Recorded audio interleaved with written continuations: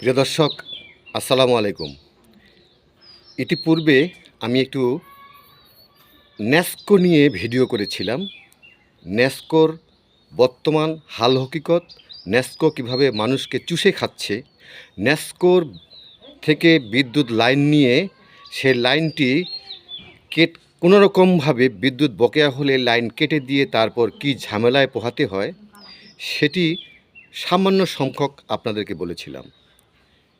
আজকে পল্লী বিদ্যুৎ নিয়ে সামান্য কিছু কথা বলবো। তার আগে আমি একটি কথা বলি। বাংলাদেশের এই প্রেক্ষাপটে সাধারণ মানুষ, গরিব মানুষদেরকে চুষে খাওয়ার জন্য যোগ হয়ে আছে আমাদের সমাজে রন্ধ্রে রন্ধ্রে কতকগুলো প্রতিষ্ঠান।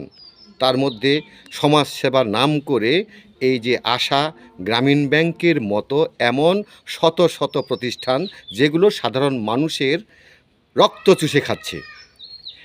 এমনও উদাহরণ আছে, গ্রামীণ ব্যাংক বা আশা থেকে লোন নিয়ে মানুষ লোনের কিস্তি পরিশোধ করতে পারেনি, এরপরে তাকে আত্মহত্যা করতে হয়েছে, জমি জায়গায় বিক্রি করে নিঃস্ব হতে হয়েছে।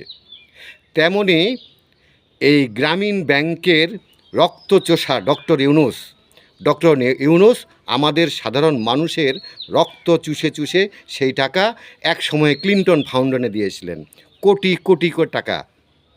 আর এরপর তিনি ইহুদিদের দেশ ইসরায়েল নাকি সাহায্য করেছিলেন, এটা শোনা কথা। এবার আমি আসি একটি চমকপ্রদ খবর, যেটা আপনারা শুনলে আপনাদেরও অবাক না হয়ে পারবেন না। প্রিয় দর্শক, একটি অজপাড়া ঠাকুরগাঁও পঞ্চগড় জেলার মধ্যে একটি থানা থেকেও প্রায় 7-8 কিলো দূরে খুবই সামান্য একজন কৃষক বা সামান্য একজন ব্যবসায়ী থাকেন। আর যদি তিনি থানা লেভেলে থাকতেন তাহলে হয়তো ছোট্ট ব্যবসায়ী হতো, যদি বা জেলা লেভেলে থাকতেন তাহলে হয়তো বা আরেকটু বড় ব্যবসায়ী হতেন, হয়তো বা টাকার অভাব হতো না। বা প্রত্যেকটি মানুষেরই টাকার অভাব এ সময় না ও সময় হয়ে থাকে, এটা খুব স্বাভাবিক আমাদের সবারই। এটা যে শুধু একজন সাধারণ মানুষ আমার আপনার বেলায় তা কিন্তু নয়। টাকার অভাব বাংলাদেশের প্রখ্যাত যারা ব্যবসায়ী তাদেরও হয়ে থাকে। আমি একজন সাধারণ কৃষিজীবী বা ছোট্টখাটো ব্যবসায়ীর আজকে বর্ণনা তুলে ধরছি। গত 3 মাস তিনি এই বিলটি দেননি, ভুলক্রমে হোক আর না বুঝেই হোক, বুঝেই হোক। বিল এসেছে মাত্র 1188 টাকা, মাত্র 1188 টাকা। এটা আপনারা দেখতে পারেন। এই 1188 টাকার জন্য হঠাৎ করে এসেছেন আমাদের রক্তচোষা, আমাদেরই ভাই। তারা আর অন্য জগৎ থেকে আসেনি, তারা আমেরিকা থেকে আসেনি, তারা লাইবেরিয়া থেকে আসেনি, তারা সুদান থেকে আসেনি, আমাদেরই ভাই। এই ভাইয়েরা কার নির্দেশেছেন? আমাদের আরেক ভাইদের নির্দেশেছেন, এসে লাইনটা কেটে দিয়েছেন।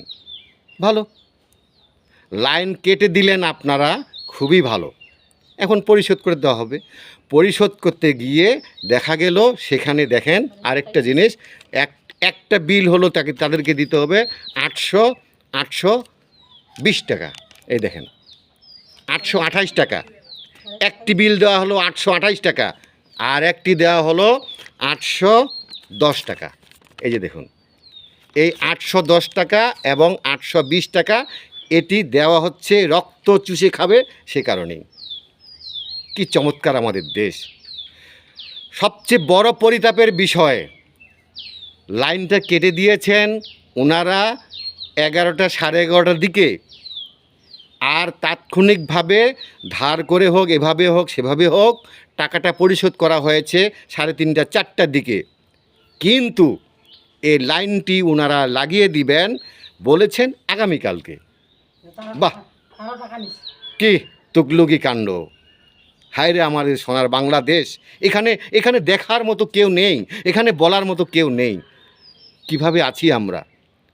আমার মনে হয় সাধারণ মানুষ, ইসলাম ভালোবাসেন এমন মানুষ যারা 5 ওয়াক্ত নামাজ পড়েন, এদেশের জন্য দোয়া করেন, দেশের জন্য দোয়া করেন, সমাজের জন্য দোয়া করেন বলেই মনে হয় এই দেশটি বেঁচে আছে।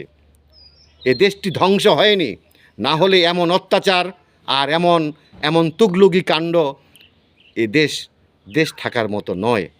এদেশ সোনার বাংলা হওয়ার মতো নয়। এদেশ এমনটা থাকার কথা নয়। এদেশ ধ্বংস হয়ে যেত। দর্শক, প্রতিবাদ করবেন কার কাছে? প্রতিবাদ করলে কার কাছে করবেন? করার মতো নেই। ভালো থাকুন, সুস্থ থাকুন। আসসালামু আলাইকুম।